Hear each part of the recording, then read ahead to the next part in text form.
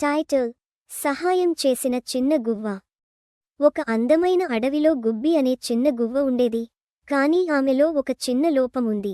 ఆమె ఎప్పుడూ నా పని చాలు అనుకునేది. ఇతర పక్షులు కలిసి గూళ్ళు కడుతున్నా, ఆహారం వెతుకుతున్నా, గుబ్బి మాత్రం చెట్టుమీద కూర్చొని చూసేది. వాళ్ళు చేసుకుంటారు, నేను ఎందుకు కష్టపడాలి అని తనలో తాను అనుకునేది. ఒకరోజు ఆ అడవిలో తీవ్రమైన ఎండ పడింది. చెరువులోని నీరు దాదాపు ఎండిపోయింది. జంతువులన్నీ దాహంతో అలమటిస్తున్నాయి. వాతావరణం మొత్తం ఆందోళనతో నిండిపోయింది. అప్పుడు ఒక ఆలోచన వచ్చింది.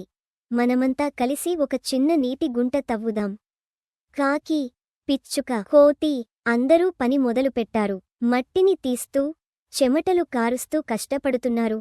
కాని గుబ్బి ఆమె మాత్రం పైనుంచి చూస్తూ, ఇది చాలా కష్టం, నాకు అవసరం లేదు అని మళ్ళీ అనుకుంది. అప్పుడే ఒక వృద్ధ కాకి దగ్గరకు వచ్చి నెమ్మదిగా చెప్పింది, కలిసి చేస్తే చిన్న పని కూడా పెద్ద ఫలితం ఇస్తుంది. గుబ్బి వినింది. కాని ఇంకా సందేహమే. ఇంతలో ఒక చిన్న కుందేలు దాహంతో కూలిపోయింది. దాని కళ్లలోని బలహీనత, సహాయం కోసం చేసిన ప్రయత్నం, ఆ దృశ్యం గుబ్బి హృదయాన్ని కదిలించింది. ఆ క్షణం మార్పుకు ఆరంభమైంది. ఇలా చూస్తూ ఉండటం సరైంది కాదు, నేను కూడా సహాయం చేయాలి అని గుబ్బి నిర్ణయించింది. ఆమె వెంటనే కిందికి దిగింది. తన చిన్న ముక్కుతో మట్టిని తీస్తూ గుంట తవ్వడం ప్రారంభించింది.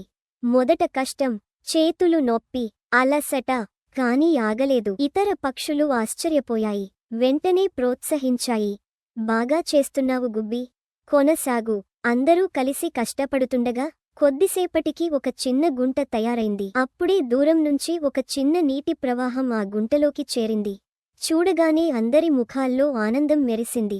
కొద్ది సమయంలోనే అది చిన్న చెరువుగా మారింది. జంతువులన్నీ నీరు తాగాయి. కుందేలు మళ్లీ బలంగా నిలబడింది. అందరూ గుబ్బిని చూసి నవ్వారు. నువ్వు కూడా సహాయం చేసినందుకు మాకు చాలా ఆనందంగా ఉంది. ఆ మాటలు విన్న గుబ్బి మనసు నిండిపోయింది. ఇంత ఆనందం నేను ఒంటరిగా ఉన్నప్పుడు ఎప్పుడూ అనిపించలేదు అని అనుకుంది.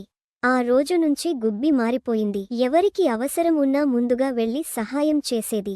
ఇతరులతో కలిసి పనిచేయడంలో నిజమైన సంతోషం కనుగొంది. అడవిలో ఇప్పుడు ఒక మాట తరచుగా వినిపించేది. ఒక్కడి సహాయం చిన్నదైనా, కలిసి చేస్తే అది గొప్ప ఫలితంగా మారుతుంది. నీతి: కలిసి పనిచేస్తే పెద్ద పనులు సులభంగా పూర్తవుతాయి. పిల్లలు, మీకు ఈ కథ నచ్చిందా? ఇలాంటి మంచి కథలు ఇంకా వినాలంటే లైక్ చేయండి, సబ్స్క్రైబ్ చేయండి, బెల్ ఐకాన్ నొక్కడం మర్చిపోవద్దు.